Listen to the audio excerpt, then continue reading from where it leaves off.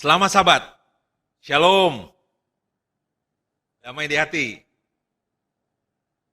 Saya sangat bersukacita pada hari Sabat ini karena bisa bersabat bersama-sama, berkumpul walaupun hanya lewat media online. Dalam kondisi sulit seperti ini kita patut bersyukur kepada Tuhan, oleh karena Tuhan masih memberikan kepada kita kesehatan, kesempatan untuk dapat berbakti bersama-sama. Salam dalam kasih Yesus Kristus. Terima kasih banyak untuk lagu spesial yang sudah dibawakan tadi. Terima kasih juga untuk Mama Claris dan Gigi yang sudah membawakan cerita anak-anak. Semoga itu bisa membawa berkat bagi kita semua. Mari kita buka dalam Matius 25 ayat 14 sampai 30. Saudara-saudara yang memiliki Alkitab, boleh dibuka dalam Matius pasal 25 ayat 14 sampai 30. Sebelum saya baca, saya akan mengutarakan hubungan antara Matius pasal 24 dengan Matius pasal 25. Di dalam Matius pasal 24 lebih banyak menceritakan mengenai what atau apa. Apa peristiwa-peristiwa yang akan terjadi di akhir zaman. Akan ada deru perang, akan ada peperangan, akan ada nabi-nabi palsu, dan akan ada bala sampar penyakit. Kalau saudara baca di dalam Lukas pasal 17 ayat 11, itu banyak dikhotbahkan oleh pengkhotbah pada saat ini. Yaitu pada akhir zaman akan ada bala sampar. Kalau dilihat pestilences ya di dalam bahasa Inggris, yang di dalam bahasa Indonesia bisa diartikan epidemi. Yang artinya pandemi dalam skala yang lebih kecil. Itu yang terjadi pada akhir zaman yang ditulis di dalam Matius pasal 24. Saya tidak akan membahas mengenai Matius pasal 24 pada saat ini. Saya akan membahas Matius pasal 25, yaitu so what. Kalau Matius 24, what? Peristiwa-peristiwa yang akan terjadi, yang sudah terjadi dan yang akan terjadi. Tetapi Matius pasal 25 menceritakan mengenai apa perilaku, apa yang harus kita buat, apa persiapan kita untuk peristiwa-peristiwa akhir zaman ini untuk menantikan kedatangan Yesus yang kedua kali. Sekali lagi, Matius 24, so what? What? Apa? Matius 25, jadi bagaimana? So what? Dalam Matius 25, saudara, ada 3 perumpamaan. Yaitu mengenai gadis-gadis yang bijaksana, perumpamaan tentang talenta, dan perumpamaan mengenai kambing dan domba. Ya, yang saya akan bahas dan kita akan pelajari bersama-sama pada Sabat ini ialah di dalam Matius pasal 25 ayat 14 sampai 30. Perumpamaan mengenai talenta, mengenai 3 hamba, ya. Sebelum kita membaca, saya mengundang kita semua untuk tunduk kepala dan kita berdoa. Ya Bapa, pada Sabat ini kami siap mendengarkan firman Tuhan. Berbicaralah kepada kami Bapa. Bukakanlah mata iman kami. Roh Kudus Tuhan, kiranya Tuhan tempatkan di hati masing-masing kami. Menerangkan kepada kami firman ini dan kami bisa mendapatkan berkat dari pekabaran yang akan kami dapat darimu pada Sabat ini. Terima kasih Bapa, dalam nama Yesus kami sudah berdoa. Amin. Matius 25 ayat 14 sampai 30. Kita baca bersama-sama, saudara, kita perhatikan ayat demi ayat, karena kita akan bahas hal ini dalam beberapa periode ke depan. Ya, mudah-mudahan kita akan selesai ketika bahan saya selesai. Tidak lama, saudara. Perumpamaan tentang talenta. Sebab hal kerajaan surga sama seperti seorang yang mau berpergian ke luar negeri, yang memanggil hamba-hambanya dan mempercayakan hartanya kepada mereka. Yang seorang diberikannya 5 talenta, yang seorang lagi 2, dan yang seorang lagi 1, masing-masing menurut kesanggupannya, lalu ia berangkat. Segera pergilah hamba yang menerima 5 talenta itu, ia menjalankan uang itu, lalu beroleh laba 5 talenta. Hamba yang menerima 2 talenta itu pun berbuat demikian juga, dan berlaba 2 talenta. Tetapi hamba yang menerima 1 talenta itu, pergi dan menggali lubang di dalam tanah, lalu menyembunyikan uang tuannya.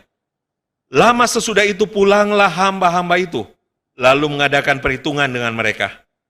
Hamba yang menerima 5 talenta itu datang, dan ia membawa laba 5 talenta, katanya, "Tuan, 5 talenta Tuan percayakan kepada aku, lihat, aku telah beroleh laba 5 talenta.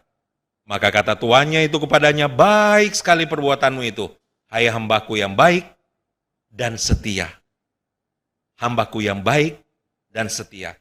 Engkau telah setia dalam perkara kecil, aku akan memberikan kepadamu tanggung jawab dalam perkara besar. Masuklah dan turutlah dalam kebahagiaan Tuanmu." Ayat 22.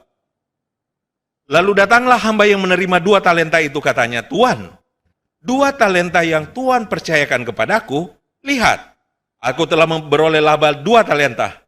Maka kata tuannya itu kepadanya, baik sekali perbuatanmu itu, hai hambaku yang baik dan setia. Engkau telah setia memikul tanggung jawab dalam perkara yang kecil. Aku akan memberikan kepadamu tanggung jawab dalam perkara yang besar. Masuklah dan turutlah dalam kebahagiaan Tuanmu." Ayat 24, kini datanglah juga hamba yang menerima 1 talenta itu dan berkata, "Tuan, aku tahu bahwa Tuan adalah manusia yang kejam, yang menuai di tempat di mana Tuan tidak menabur, dan yang memungut dari tempat di mana Tuan tidak menanam. Karena itu, aku takut dan pergi menyembunyikan talenta Tuan itu di dalam tanah. Ini, terimalah kepunyaan Tuan." Maka jawab tuannya itu, "Hai kamu, hamba yang jahat dan malas. Jadi kamu sudah tahu bahwa aku menuai di tempat di mana aku tidak menabur, dan memungut dari tempat di mana aku tidak menanam. Karena itu sudahlah seharusnya uangku itu kau berikan kepada orang yang menjalankan uang, supaya sekembaliku aku menerimanya serta dengan bunganya." Ayat 28, "Sebab itu ambillah talenta itu daripadanya dan berikanlah kepada orang yang mempunyai 10 talenta itu. Karena setiap orang yang mempunyai, kepadanya akan diberi, sehingga ia berkelimpahan. Tetapi siapa yang tidak mempunyai,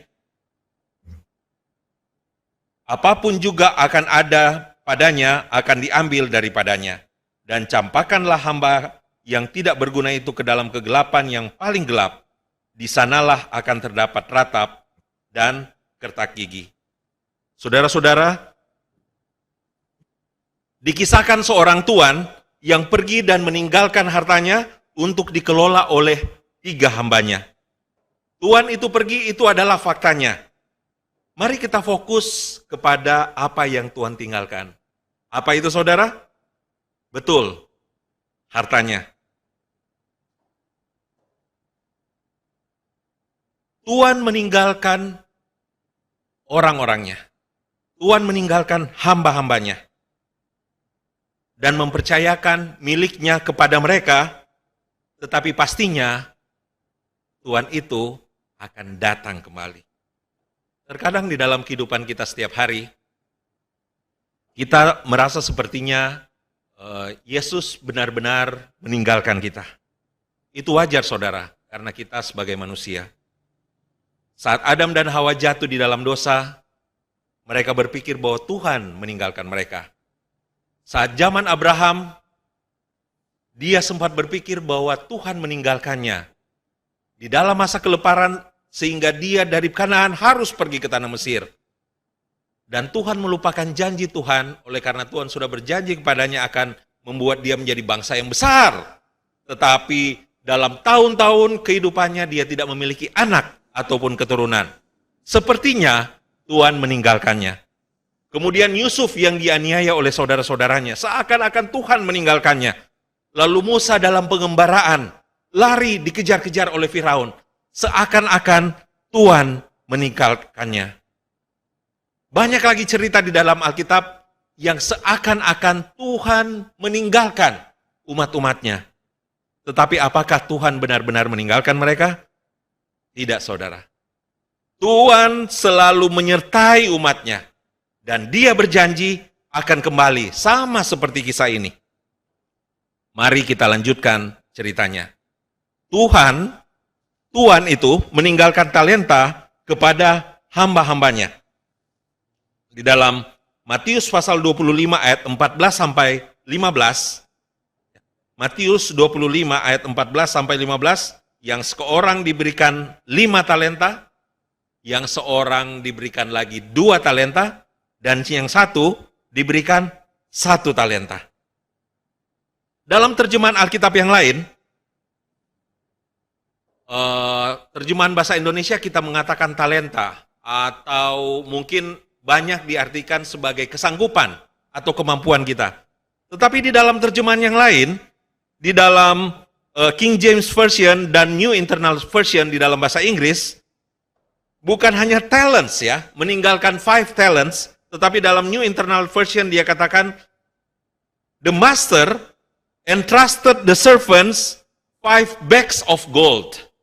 Jadi harta ya, jadi bukan talenta, bukan hanya berupa kesanggupan atau uang, tetapi harta dia tinggalkan.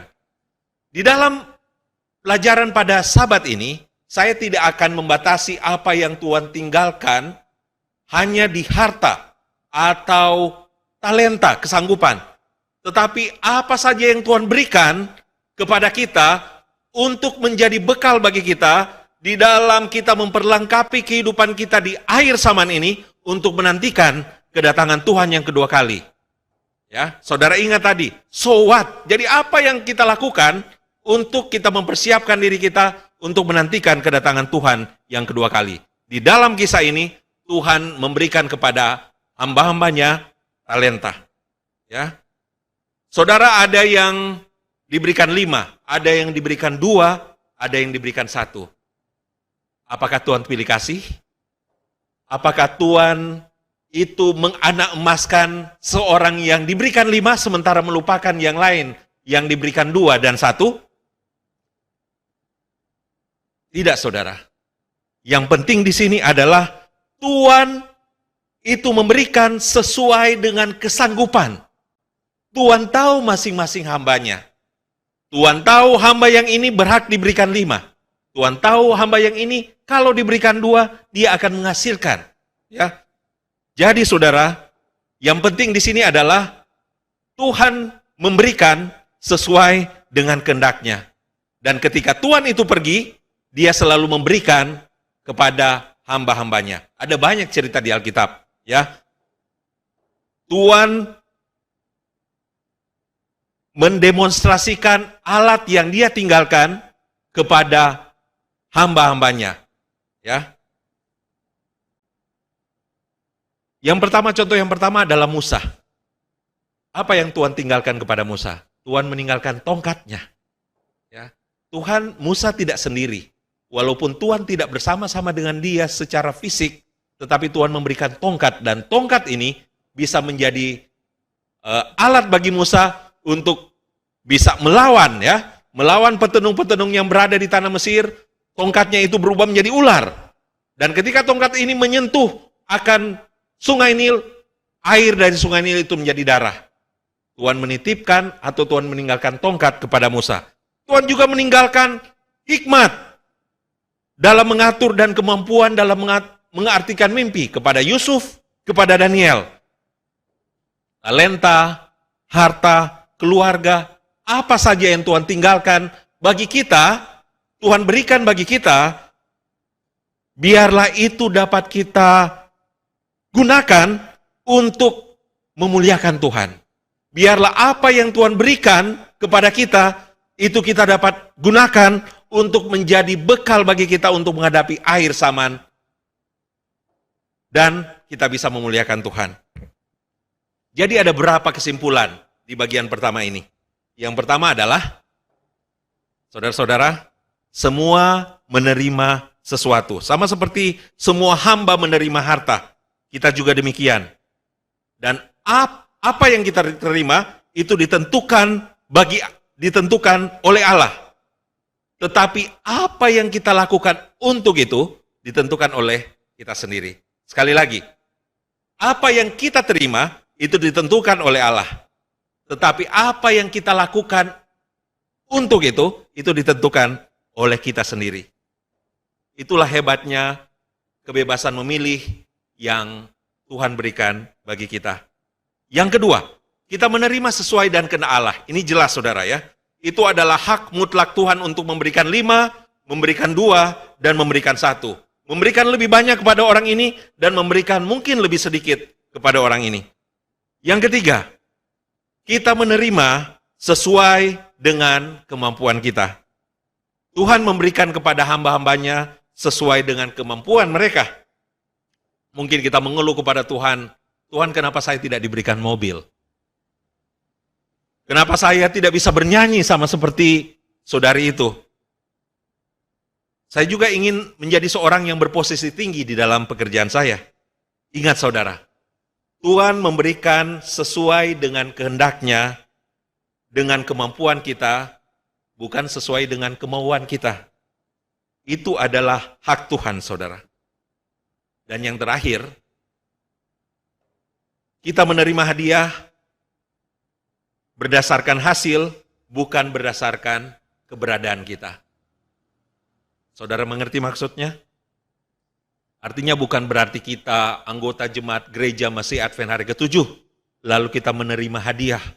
Kita otomatis menerima hadiah. Atau bukan berarti kita anggota majelis, lalu kita otomatis menerima hadiah dari Tuhan. Atau mungkin bukan otomatis kita menjadi karyawan satu perusahaan baru kita langsung menerima hadiah. Kita harus menghasilkan baru kita mendapat hadiah. 5 menghasilkan 5 sehingga menjadi 10 baru mendapat hadiah dari Tuhan.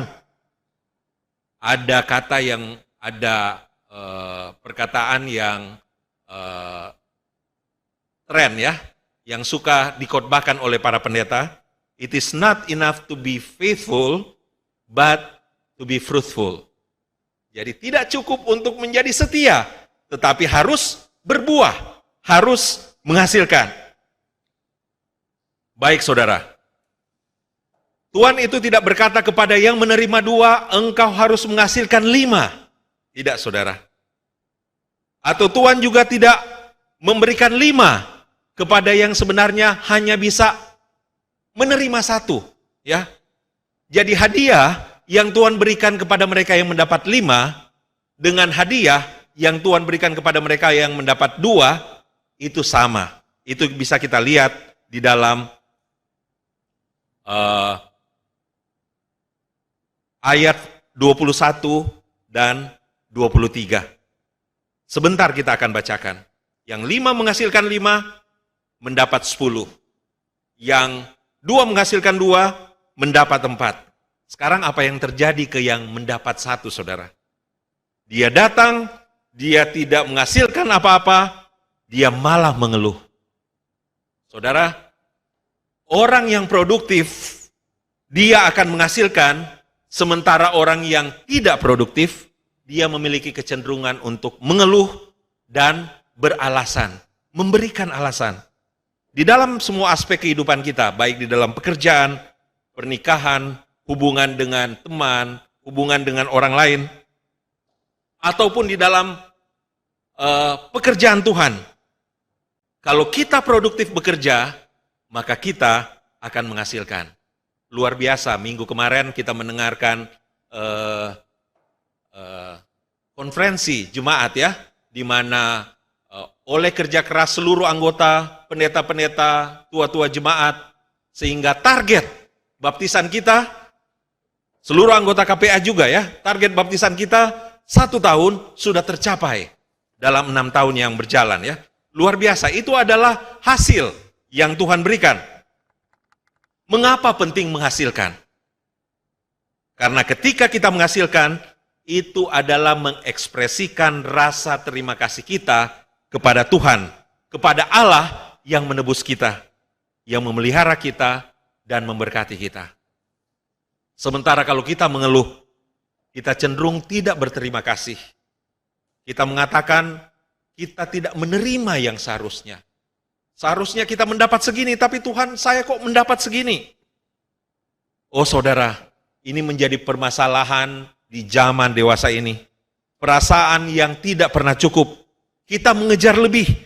Dan lebih lagi, yang pada kenyataannya bisa mengorbankan pertumbuhan kerohanian kita. Saya ulangi, kita mengejar lebih dan lebih lagi yang pada kenyataannya bisa mengorbankan pertumbuhan kerohanian kita. Hati-hati saudara. Ini dilakukan oleh hamba yang menerima satu yang tidak menghasilkan, tetapi dia malah menyembunyikan talenta yang diberikan kepadanya. Jadi apa yang lebih baik? Kita menghasilkan atau kita mengeluh? Jelas saudara ya.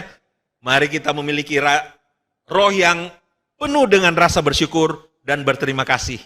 Kita dapat berdoa, Tuhan, terima kasih banyak. Jadikan saya keluarga pribadi yang suka bersyukur, suka berterima kasih, supaya saya dapat menghasilkan lebih banyak lagi. Mari kita lanjut. Sekarang saya mau berbicara mengenai 4 hadiah yang Tuhan berikan kepada umatnya yang produktif. Ya.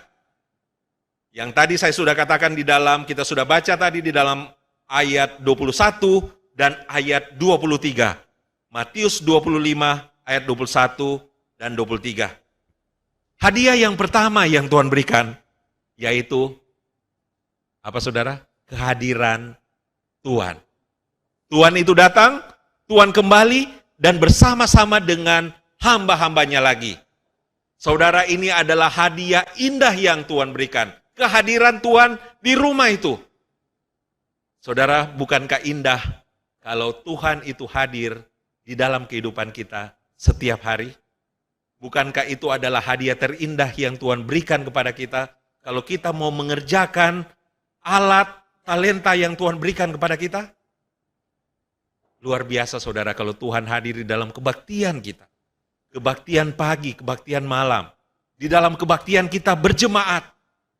Dan bahkan Tuhan hadir ketika kita mau melakukan aktivitas kita.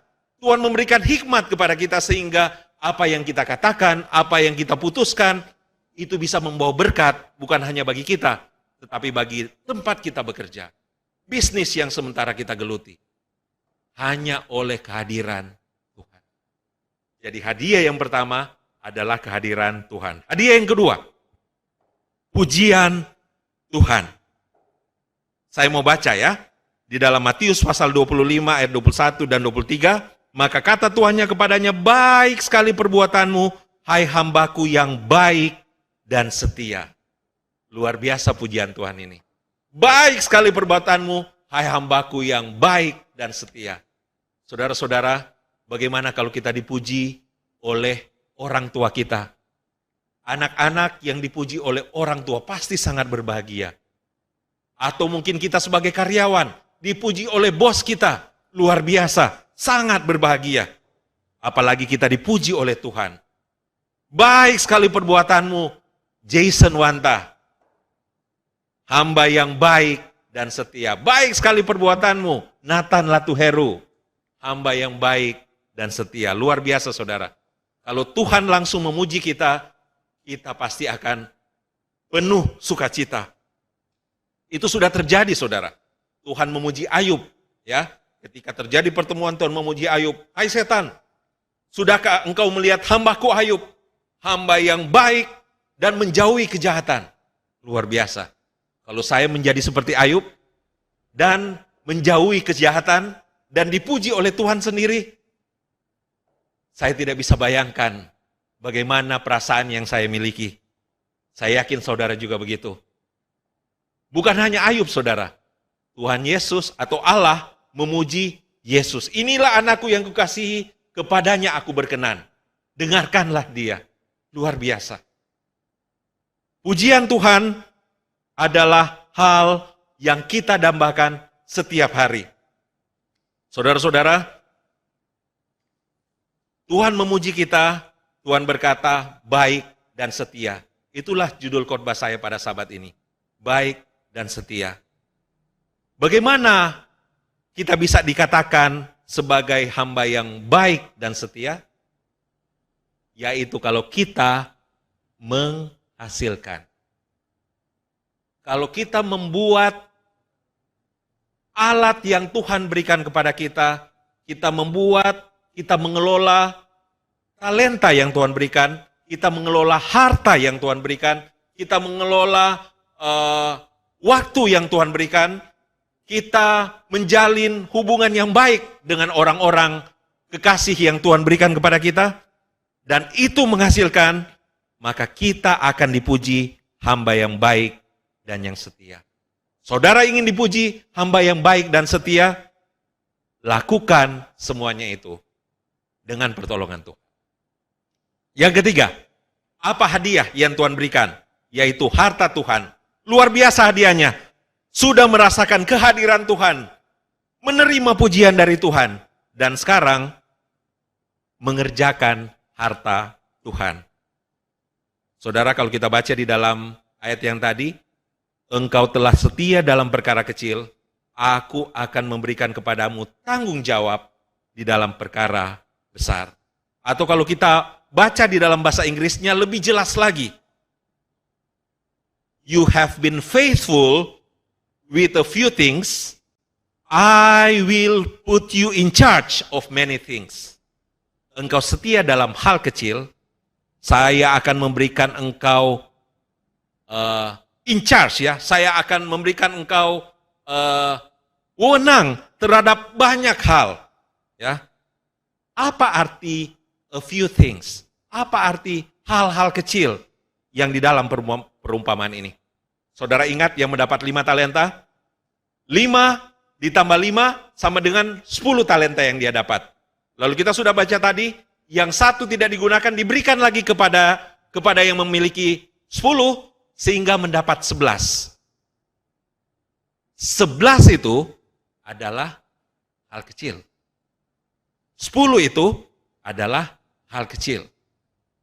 Kalau kita sudah setia kepada 5, menghasilkan 5 menjadi 10, Tuhan akan memberikan kita tanggung jawab yang lebih banyak lagi, lebih besar lagi. Jadi 2 ditambah 2 itu masih kecil, saudara. Tuhan akan memberikan yang lebih besar lagi. Saya coba gambarkan ini dalam mungkin apa yang itu pengalaman dari Yusuf, ya. Ketika Yusuf dijual oleh saudara-saudaranya ke kafilah Ismail, dan kafilah Ismail menjual kepada Potifar. Yusuf ketika di rumah Potifar, dia mengerjakan pekerjaan rumah seperti menyapu lantai, ataupun membuang sampah, menyapu halaman. Apa yang dilakukan Yusuf itu berhasil, sehingga Potifar menambahkan kepercayaan kepadanya. Dari yang dia lakukan hanya itu, ditambahkan ke dia menghandle dapur contohnya.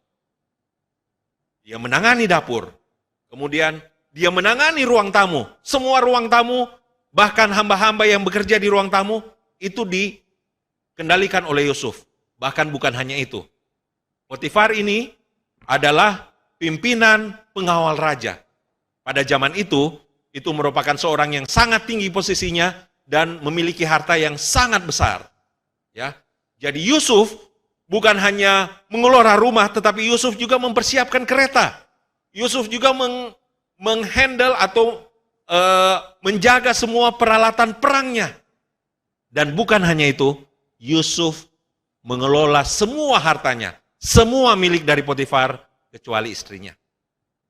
Jadi saudara bisa perhatikan, luar biasa. Jadi Tuhan akan memberikan kepercayaan kepada kita yang lebih banyak lagi kalau kita setia dalam perkara kecil. Tuhan berikan 5, kita kerjakan, kita hasilkan 5. Tuhan berikan 2, kita kerjakan, kita hasilkan 2. Dari 10 menjadi 4. Tuhan tidak beda-bedakan hadiah yang Tuhan berikan untuk mereka. Lalu saudara, upah yang terakhir yang kita bisa bayangkan Tuhan berikan, yang di dalam ayat ini adalah kebahagiaan Tuhan. Saudara bisa membayangkan, jika ada pencapaian saudara, akan ada pesta ramah tamah dan syukur. Masuklah dalam kebahagiaan Tuhanmu.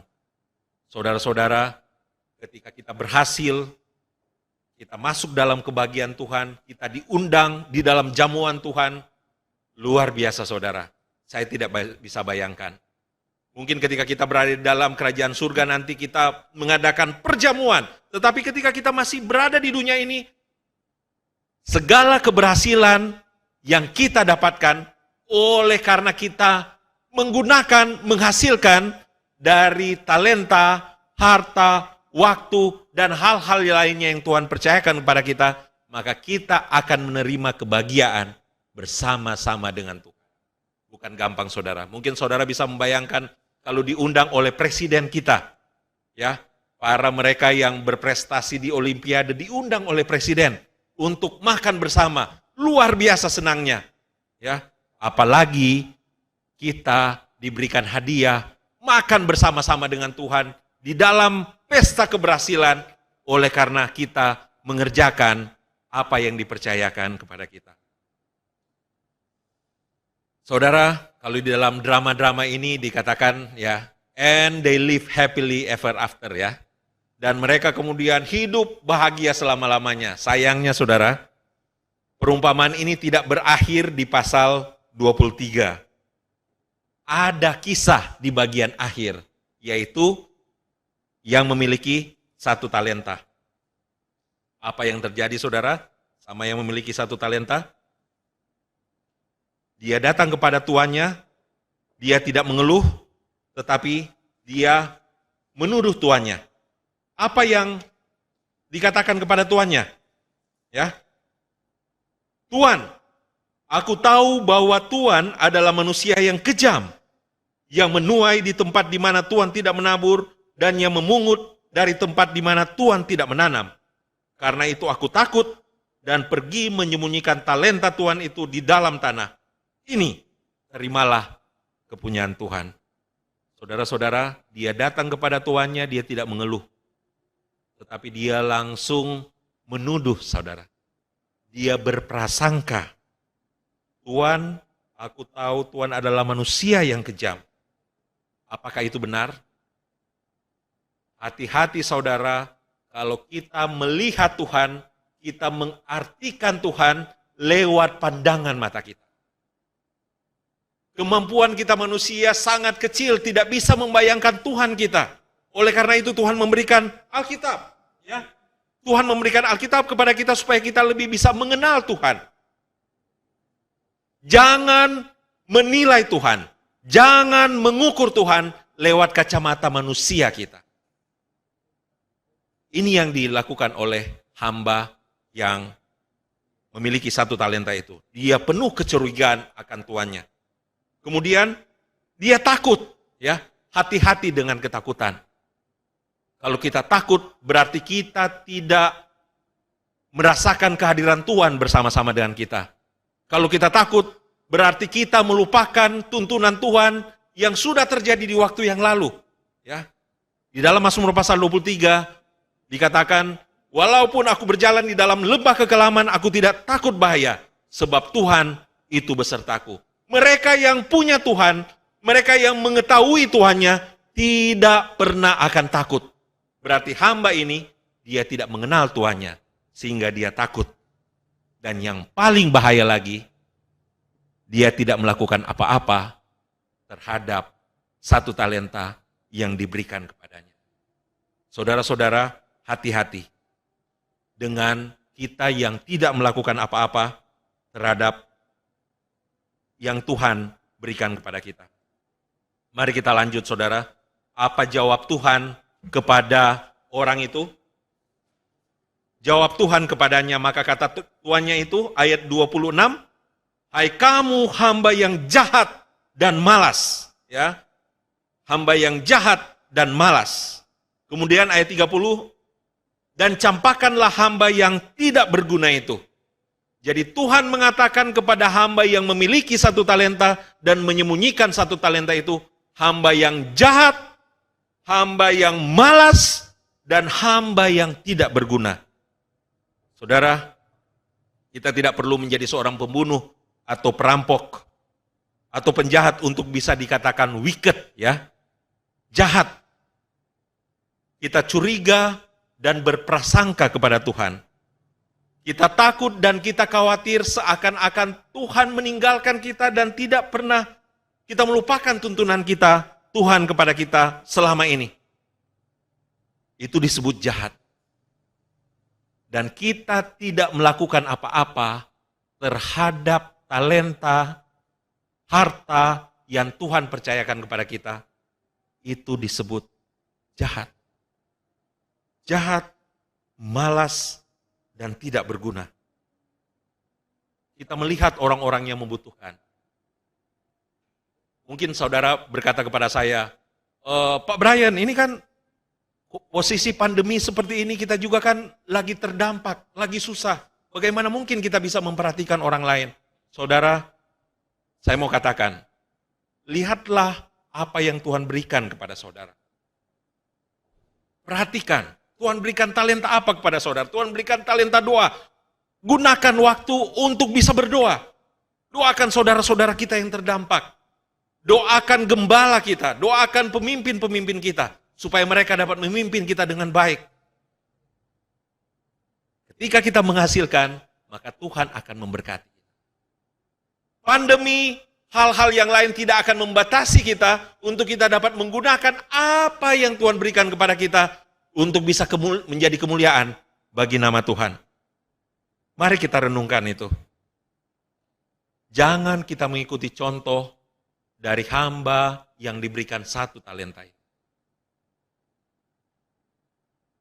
Jahat, malas, dan tidak berguna. Oleh karena tidak melakukan dan tidak mempergunakan apa yang Tuhan sudah berikan kepadanya. Jadi apa pelajaran kita pada hari ini? Saya mau katakan dalam bahasa Inggris dan bahasa Indonesia, ya. Use the tools that God has given you and multiply it through goodness and faithfulness. Gunakanlah alat yang Tuhan berikan, harta, talenta, waktu, saudara-saudara yang bersama-sama dengan kita, orang-orang yang kita kasihi. Gandakanlah itu dengan kebaikan. Gandakanlah itu dengan kesetiaan. Baik dan setia. Ada orang yang datang ke gereja dan tidak merasa apa-apa, merasa tidak punya apa-apa. Tidak bisa menyanyi, tidak bisa berkhotbah, tidak bisa berdoa, tidak bisa berbicara di depan. Saya mau katakan ini kepada saudara. Cari itu. Cari yang Tuhan berikan kepada saudara. Itu ada. Dan itu bahkan lebih dari 1. Saya yakin itu. Apapun itu.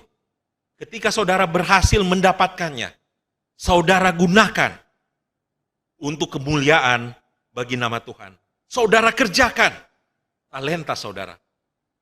Mungkin saudara hanya mempunyai uang sedikit, kerjakan uang sedikit itu. Doakan uang yang saudara punya itu bisa menjadi berkat bagi saudara, keluarga, dan bagi orang lain.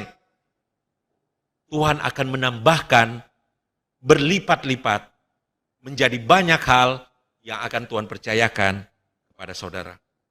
Ketika saudara berhasil, Tuhan akan menambahkan lagi berlipat-lipat kepada saudara.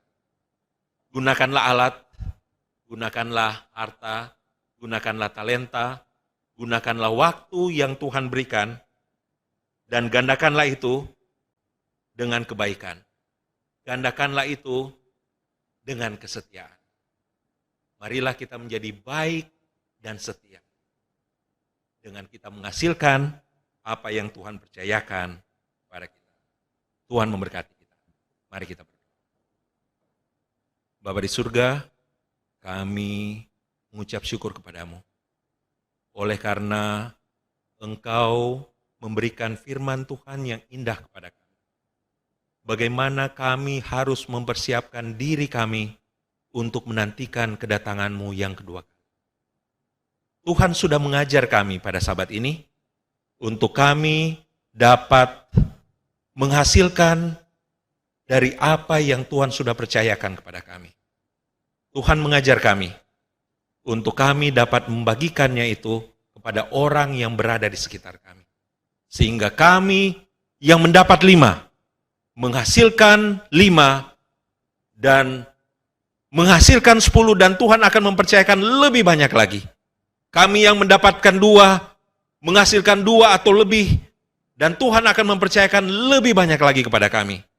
Dan kami yang memiliki 1, Bapa, ajarlah kami supaya kami dapat menghasilkan, sehingga Tuhan dapat memakai kami dapat menerima pujian dari Tuhan.